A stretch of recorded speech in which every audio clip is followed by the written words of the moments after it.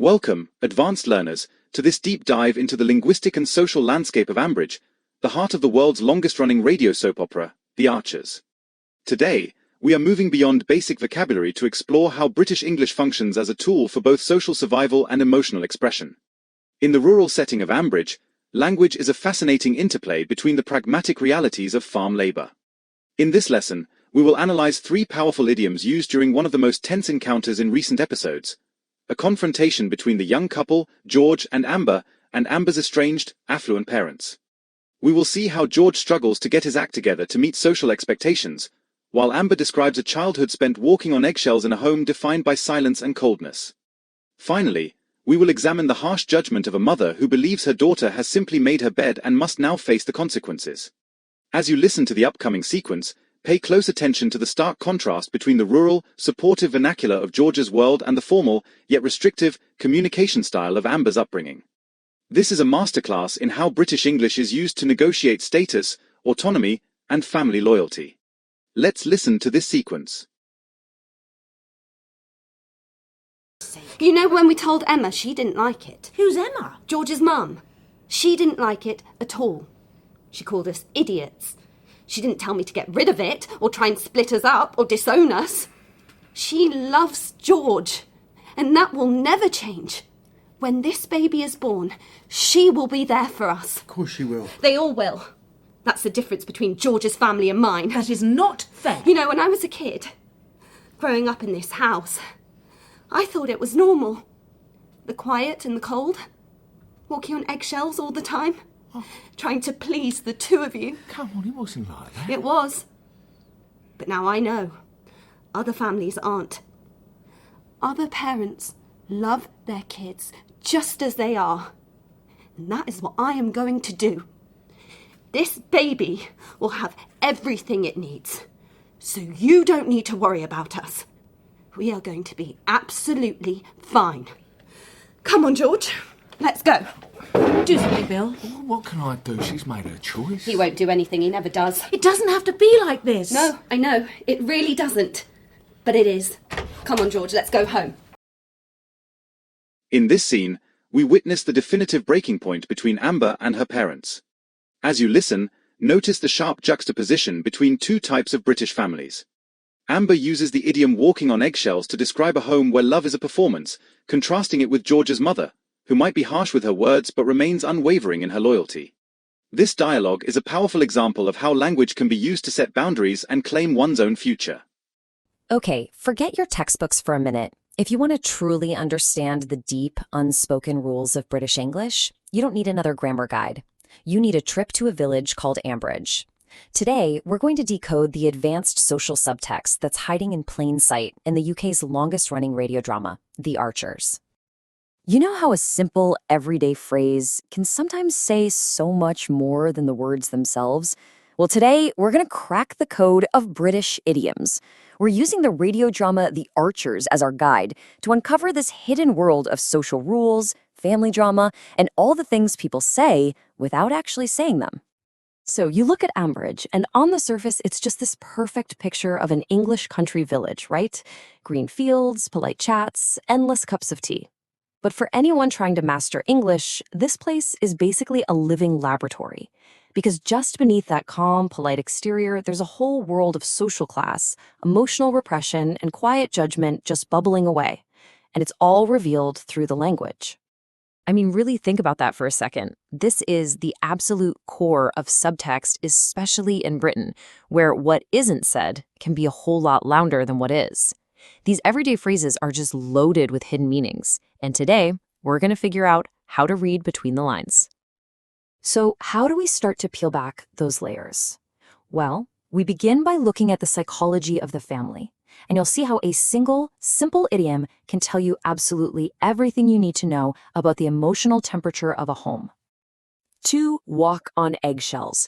Now, you've probably heard it. It means being incredibly careful about what you say or do because you're desperately trying not to upset someone who might be, well, a bit volatile or sensitive. It's basically a linguistic red flag for a really tense environment. Walking on eggshells. It's more than just being polite, right? It's about this constant, low-level hum of anxiety. It's the feeling that any wrong move, any wrong word could just shatter this super fragile piece. You can almost feel the tension in the phrase itself. And here we have a character, Amber, using it to describe her entire childhood. And listen to those words, the quiet and the cold. It paints such a vivid picture, doesn't it? In her family, you can tell that conflict wasn't something they talked through. No, it was managed with silence. And it was the kids' job to keep the peace. And this is a perfect example of that traditional, stiff upper lip culture we hear so much about. Walking on eggshells is the result of a world where you don't talk through problems, you just bury them. Here, silence isn't golden, it's a weapon. It's a powerful tool of control. And this is where it gets so fascinating, because it reveals this huge contrast. Amber's world is being compared to her partner George's. In George's family, emotions are loud, they're messy, they're out in the open. But in Amber's, everything is pushed down, silent, repressed. So that idiom, walking on eggshells, isn't just a description. It's a diagnosis of two family cultures that are on a total collision course. And that idea builds right into our next point. Because in Ambridge, language doesn't just show you psychology. It can also be a massive signal about a person's social background. And sometimes it all comes down to just one little word. But here's where it gets really interesting. Not all families talk like this. So let's pivot to George, who's Amber's partner, and his family. The way they talk offers a really stark and honestly fascinating contrast. Now, this is a much more down-to-earth, proactive phrase, isn't it? Get your act together. It's still about taking personal responsibility, but the goal is to improve, not to be punished. It's a call to action, not a life sentence. See? Here's George taking direct ownership, and notice how he says me act together instead of my.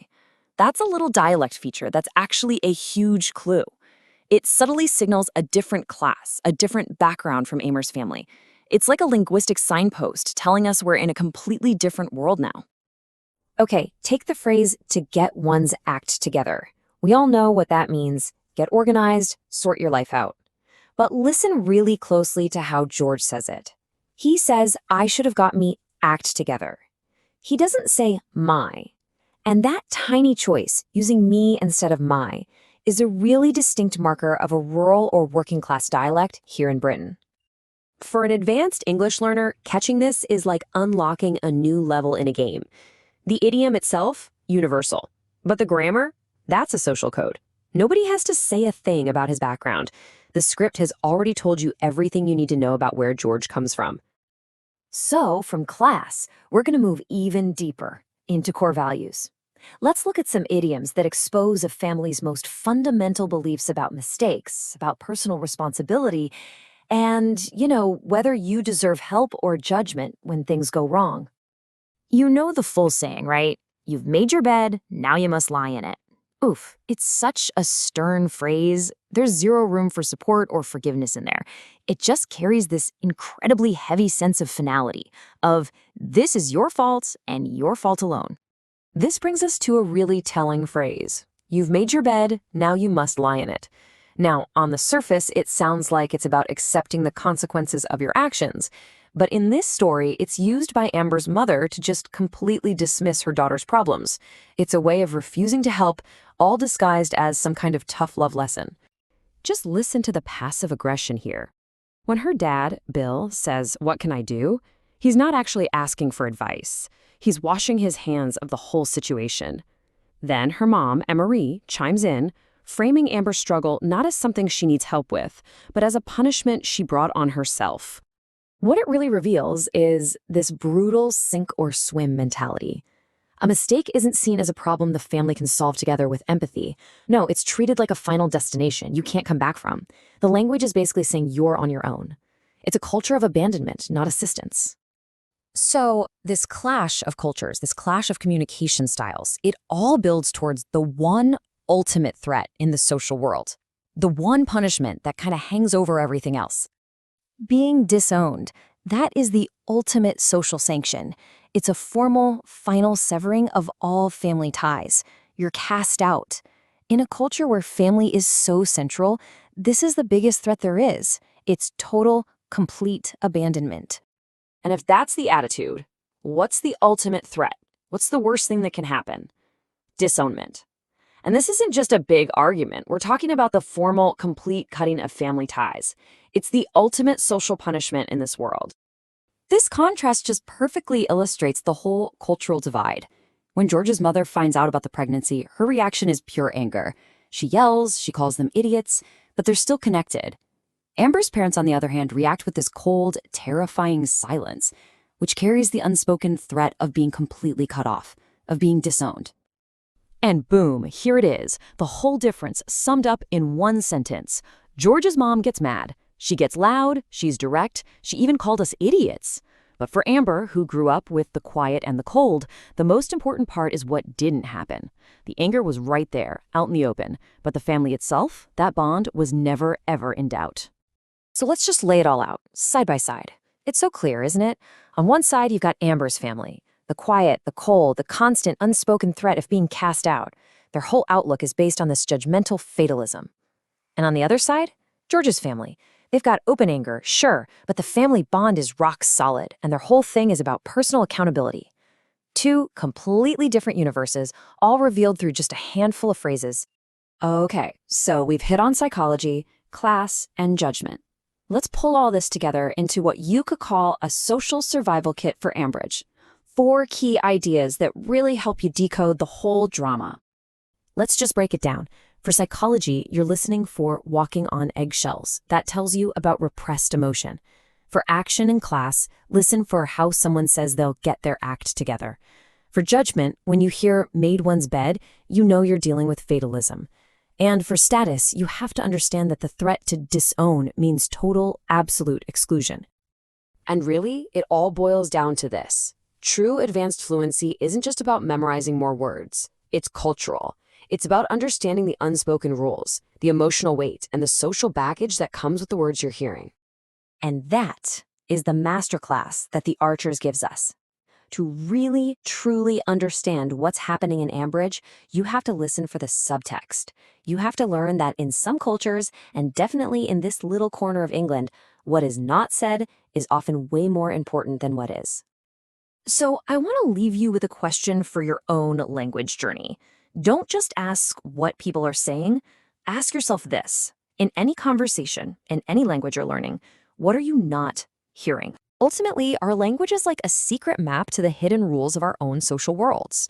So the next time you hear yourself use a common phrase, just stop and ask yourself, what's the deeper truth here? What unspoken rule am I really communicating? Thank you for watching our exploration of advanced British English through the latest events at Meadow Farm. If you found this lesson helpful for your English studies, please like the video, comment below with which idiom you found most useful, and subscribe to our channel to stay updated with our future content. Thanks for your support.